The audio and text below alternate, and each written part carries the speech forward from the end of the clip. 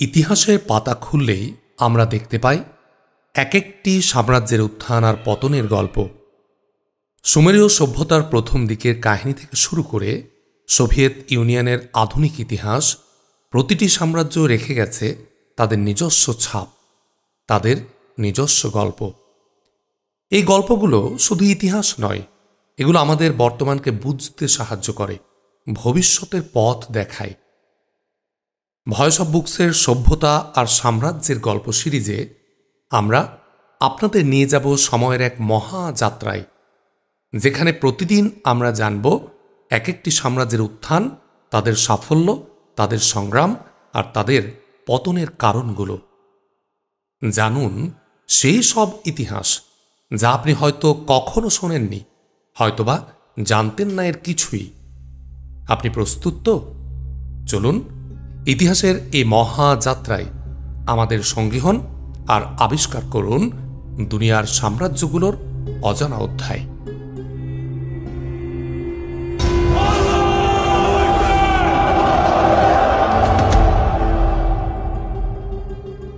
মধ্য এশিয়ার সুবিশাল প্রান্তরে, যেখানে দিগন্ত মিশেছে রহস্যময় কুয়াশায়, সেখানেই 1336 খ্রিস্টাব্দে সমরকন্দ থেকে 100 মাইল দূরে ছোট্ট শহর কেশে ধূসর প্রাঙ্গণে জন্ম নিয়েছিল এক শিশু, যার নাম তৈমুর।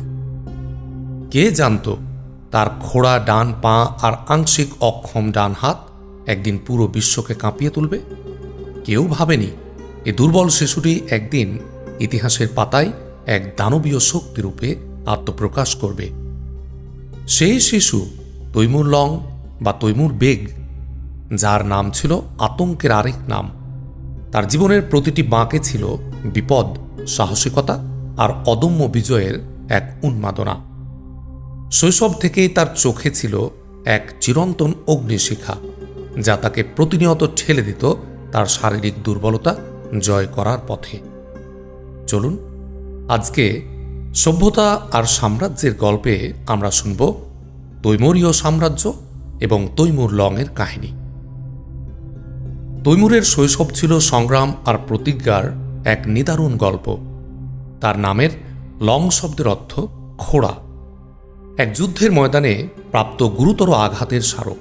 কিন্তু এই শারীরিক প্রতিবন্ধকতা তাকে কখনো দমাতে পারেনি, বরং যেন এক অদৃশ্য অগ্নিশক্তি তার ভেতরে দাও দাও করে জ্বলত। সে জানত তার এই দুর্বলতাই তার সবচেয়ে বড় শক্তি হয়ে উঠবে। ছোটবেলা থেকেই তার চোখে ছিল এক ভিন্ন স্বপ্ন, এক এমন শাসন প্রতিষ্ঠা করা যা কেবল তার শারীরিক সীমাবদ্ধতা অতিক্রম করবে না, বরং তার নামকে ইতিহাসের পাতায় অমর করে রাখবে। তার অদম্য মনোবল ছিল ইস্পাতের মতো মজবুত। সে শুধু নিজের দুর্বলতাকেই নয়, বরং নিজের ভাগ্যকেও জয় করার সংকল্প নিয়েছিল। 1370 সাল সমরকন্দের ধূসর প্রান্তরের বুকে তৈমুর তার সাম্রাজ্যের বীজ বপন করলেন। শুরুটা ছিল এক ছোট্ট গোত্র নিয়ে, যেন বালির উপর এক ক্ষুদ্র প্রাসাদ গড়ার প্রচেষ্টা। কিন্তু তার সামরিক কৌশল, দূরদৃষ্টি এবং অদম্য নেতৃত্বে তা দ্রুতই অপ্রতিরোধ্য শক্তিতে পরিণত হয়। তৈমুরের সামরিক কৌশল ছিল কিংবদন্তিতুল্য, যা আজও সামরিক একাডেমিতে পড়ানো হয়। তিনি ছিলেন এক দক্ষ গেরিলা যুদ্ধ বিশারদ, যিনি ছোট ছোট বাহিনীকে সুসংগঠিত করে দ্রুত আক্রমণ চালিয়ে শত্রুকে বিভ্রান্ত করে একের পর এক বিজয় ছিনিয়ে আনতেন। তার সেনাবাহিনী ছিল যেন তার নিজস্ব ইচ্ছা শক্তিরই প্রতিচ্ছবি, অদম্য, নির্ভীক ও বিজয়ের জন্য ক্ষুধার্ত। সেই খোড়া পা তাকে কখনো সীমাবদ্ধ করতে পারেনি, বরং তার কঠোরতা আর দৃঢ় মনোবল ছিল সেনাদের সবচেয়ে বড় অনুপ্রেরণা। তার প্রতিটি সিদ্ধান্ত ছিল সুচিন্তিত, প্রতিটি পদক্ষেপ ছিল নির্ভুল। তিনি জানতেন বিজয়ের জন্য শুধু শক্তি নয়, প্রয়োজন বুদ্ধি আর কৌশল। আর এই দুইয়ের সমন্বয়ে গড়ে তুলেছিলেন এক অপরাজেয় বাহিনী। 1380 এর দশক ছিল তৈমুরের দিগ্বিজয়ের স্বর্ণযুগ। তিনি ইলখানাতের উত্তরসূরি রাজ্যগুলোকে একে একে পরাজিত করলেন, যেন এক ক্ষুধার্ত সিংহ তার শিকারকে একের পর এক গ্রাস করছে। ইরান, আফগানিস্তান, তুর্কস্তান, ককেশাস মেসোপটেমিয়া এবং মধ্য এশিয়ার বিশাল অঞ্চল তার পদানত হল। তার সাম্রাজ্যের বিস্তার ছিল এতটাই বিস্ময়কর যে সে সময় থেকেই তৈমুর পৃথিবীর অন্যতম ভয়ঙ্কর শাসক হিসেবে পরিচিত হয়ে ওঠেন। তার নাম শুনলেই শত্রুদের বুক কেঁপে উঠত, তাদের চোখে ভেসে উঠত ধ্বংসের বিভীষিকা। কিন্তু তৈমুর কেবল একজন যুদ্ধজয়ী সেনাপতি ছিলেন না, তিনি ছিলেন একজন বিচক্ষণ প্রশাসকও। তার শাসনামলে সমরকন্দে এক নতুন যুগের সূচনা হয়। সংস্কৃতি, স্থাপত্য, বিজ্ঞান এবং জ্ঞানের ক্ষেত্রে এক অসাধারণ উত্থান ঘটে। তিনি ইসলামী সংস্কৃতিকে আরও শক্তিশালী করে তোলেন। মসজিদ মাদ্রাসা নির্মাণে তার ছিল বিশেষ আগ্রহ। সমরকন্দকে তিনি কেবল তার সাম্রাজ্যের রাজধানী নয়, বরং এক জ্ঞান কেন্দ্রে পরিণত করেছিলেন।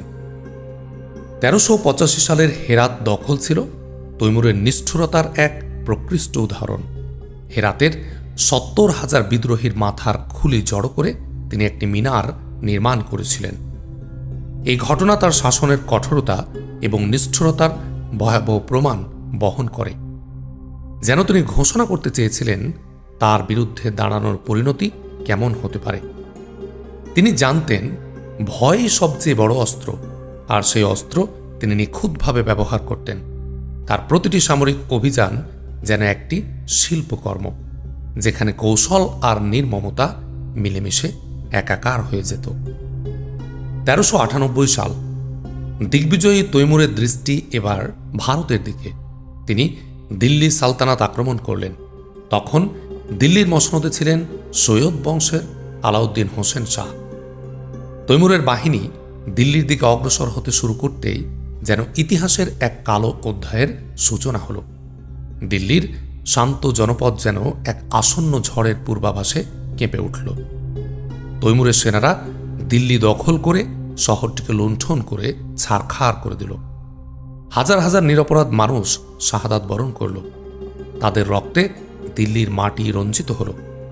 ইতিহাসবিদরা এই অভিযানকে এক ভয়াবহ ধ্বংসযজ্ঞ হিসেবে বর্ণনা করেছেন, যা মানব ইতিহাসের এক কলঙ্কিত অধ্যায়। কিন্তু অদ্ভুতভাবে তৈমুর নিজেকে একজন ধার্মিক শাসক হিসেবে দাবি করতেন, যিনি আল্লাহর নামে যুদ্ধ করছেন।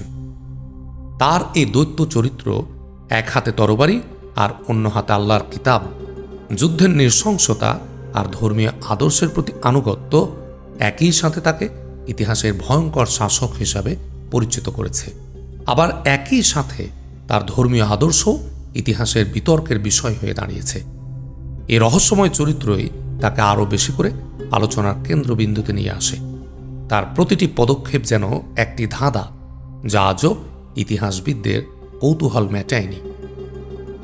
যখন তৈমুরের সাম্রাজ্য মধ্য এশিয়া, দক্ষিণ এশিয়া এবং পারস্যে বিস্তৃত হচ্ছিল, তখন পশ্চিমের আরেক শক্তি উসমানীয় সুলতান বায়েজিদ প্রথম তার সাম্রাজ্যকে শক্তিশালী করে তুলেছিলেন এবং উসমানীয় সাম্রাজ্যের আধিপত্য প্রতিষ্ঠা করতে চাইছিলেন।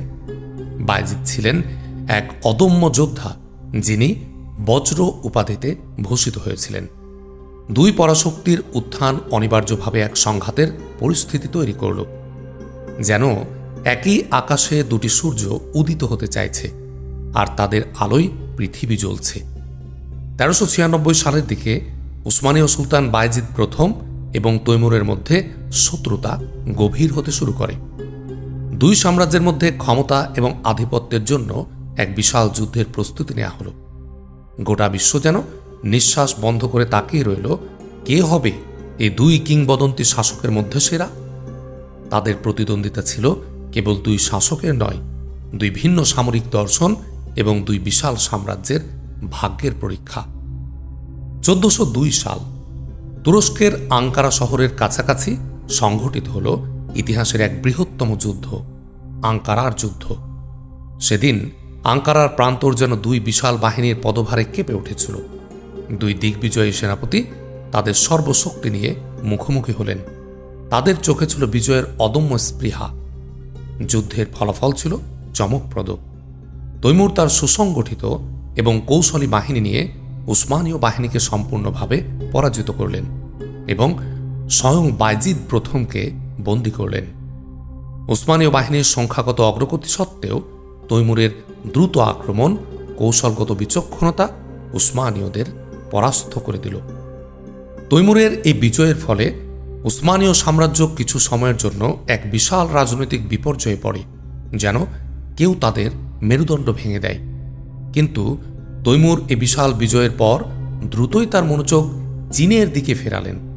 তার লক্ষ্য ছিল চীন জয় করা, তার সাম্রাজ্যের সীমানা আরও বিস্তৃত করা। কিন্তু নিয়তির লিখন ছিল অন্যরকম।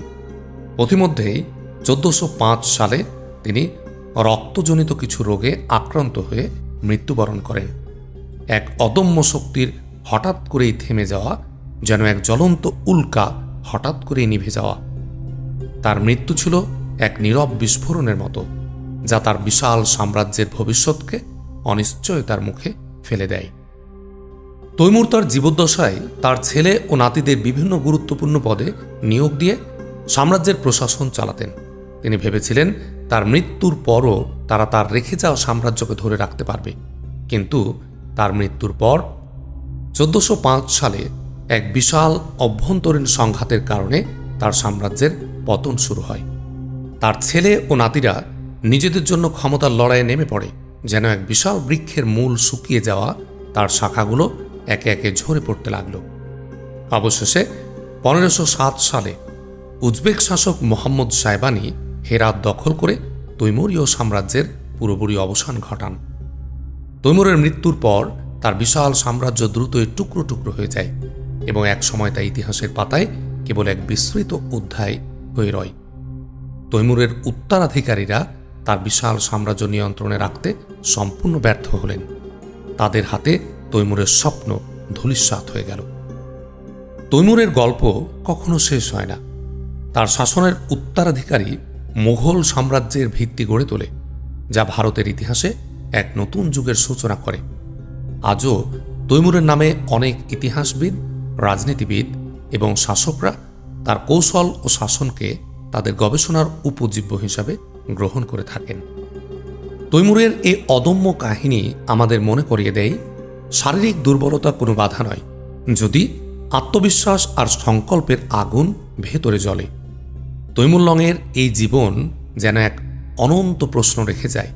একজন মানুষ কতটা নিষ্ঠুর হতে পারে, আবার কতটা মহান।